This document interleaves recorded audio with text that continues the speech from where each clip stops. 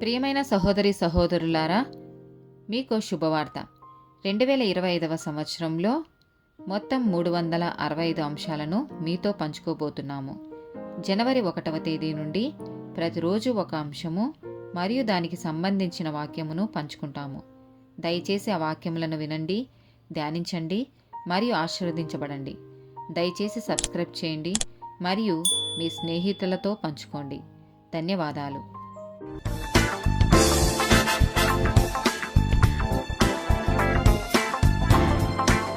63rd topic ఫిర్యాదు చేయడం. నిర్గమకాండము 16వ అధ్యాయము 2-3 వచనాలు. ఆ అరణ్యములో ఇశ్రాయేలుల సమాజమంతయు మోషే అహరోనుల మీద సనిగెను.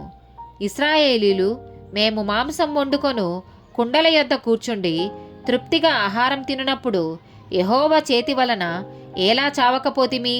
ఈ సర్వ సమాజమును ఆకలిచేత చంపుటకు ఈ అరణ్యంలోనికి మమ్మును అక్కడ నుండి తోడుకొని వచ్చితురని వారితో ననగా. సంఖ్యాకాండము 11వ అధ్యాయము 1వ వచనం.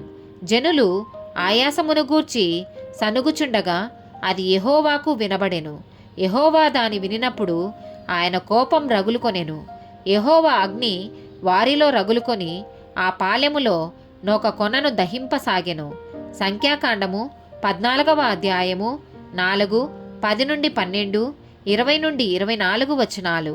వారు, మనము నాయకుని ఒకని నియమించుకొని ఐగుప్తునకు తిరిగి వెళ్ళుదమని ఒకనితో ఒకడు చెప్పుకొనగా, ప్రత్యక్షపు గుడారములో యెహోవా మహిమ ఇశ్రాయేలులకందరికీ కనబడెను. యెహోవా, ఎన్నాళ్ల వరకు ఈ ప్రజలు నన్ను అలక్ష్యం చేయుచుందురు? ఎన్నాళ్ల వరకు నేను వారి మధ్యను చేసిన సూచక క్రియలన్నిటినీ చూచి నన్ను నమ్మకయుందురు?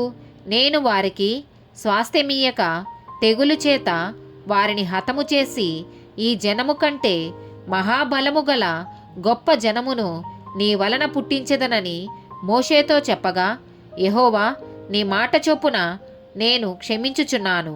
అయితే నా జీవము తోడు భూమి అంతయు యెహోవా మహిమతో నిండుకొనియుండును. నేను ఐగుప్తులోను అరణ్యములోను చేసిన సూచక క్రియలను, నా మహిమను చూచిన ఈ మనుషులందరూ ఈ 10 మారులు నా మాట వినక నన్ను పరిశోధించిరి. కాగా వారి పితరులకు ప్రమాణపూర్వకముగా నేనిచ్చిన దేశమును వారు చూడనే చూడరు. నన్ను అలక్ష్యము చేసిన వారిలో ఎవరునూ దానిని చూడరు. నా సేవకుడైన కాలేబు మంచి మనసు కలిగి పూర్ణ మనస్సుతో నన్ను అనుసరించిన హేతువు చేత అతడు పోయిన దేశములో అతని ప్రవేశపెట్టెదను. సంఖ్యాకాండము 26వ అధ్యాయము 64-65 వచనాలు. మోషే అహరోనులు సీనాయి అరణ్యములో ఇశ్రాయేలుల సంఖ్యను చేసినప్పుడు లెక్కింపబడిన వారిలో ఒక్కడైనను వీరిలో ఉండలేదు. ఏలయనగా వారు నిశ్చయముగా అరణ్యంలో చనిపోదురని యెహోవా వారిని గూర్చి సెలవిచ్చెను. యెఫున్నె కుమారుడైన కాలేబును, నూను కుమారుడైన యెహోషువాయును తప్ప వారిలో ఏ ఒక్కడైనను మిగిలి ఉండలేదు. 1 కొరింథీయులకు రాసిన పత్రిక 10వ అధ్యాయము 1-11 వచనాలు. సహోదరులారా, ఈ సంగతి మీకు తెలియకుండుట నాకిష్టము లేదు. అదేదనగా, మన పితరులందరూ మేఘము క్రింద నుండిరి. వారందరూ సముద్రంలో నడిచిపోయిరి. అందరూ మోషేను బట్టి మేఘములోను సముద్రములోను బాప్తిసం పొందిరి. అందరూ ఆత్మ సంబంధమైన ఒకే ఆహారమును భుజించిరి. అందరూ ఆత్మ సంబంధమైన ఒకే పానీయమును పానం చేసిరి. ఏలయనగా తమ్మును వెంబడించిన ఆత్మ సంబంధమైన బండలోనిది త్రాగిరి. ఆ బండ క్రీస్తే. అయితే వారిలో ఎక్కువ మంది దేవునికిష్టులుగా ఉండకపోయిరి గనుక అరణ్యంలో సంహరింపబడిరి. వారు ఆశించిన ప్రకారము మనము చెడ్డవాటిని ఆశించకుండునట్లు ఈ సంగతులు మనకు దృశ్యాంతములుగా ఉన్నవి.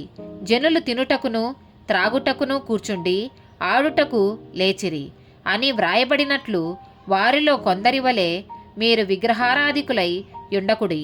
మరియు వారి వలె మనము వ్యభిచారింపక యుందము.